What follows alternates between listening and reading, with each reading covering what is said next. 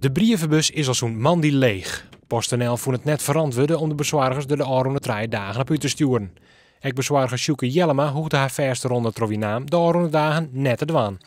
Je krijgt een sms'je van staat nou steeds hoe je hem net te bezorgen. Want het is te glad. En dan, eerst maar afwachten, eerst tot 10 uur. Dan wordt uitstel tot 12 uur. En dan krijg je inderdaad een sms'je en een mailtje van je hoeven net. Nou, qua gladheid wie ik er heel blij mee. Nevens Jellema wienen de dikken in Wienaam dan het eerst min. Maar de post kon net bij haar komen en dus kon zij hoe dan ook net bezorgen. De inwoners van het dorp hebben daar alle begrip voor. Dat maakt het me net zo uit. Ik bedoel maar aan dat de bediek wezen kunnen, dan moet je dat net doen. En dat vind ik. Er kwam van de week een jongen met een busje.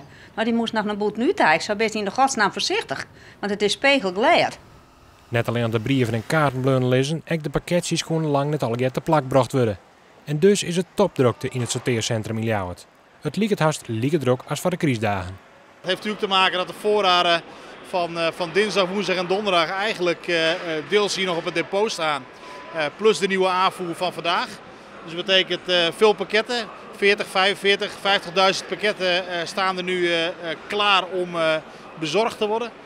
En dat is veel, want normaal zitten we rond deze periode rond de 21.000 per dag. Dus het is ongeveer 2,5 keer zoveel. Het is de bedoeling om die achterstand in de komende dagen in te hellen.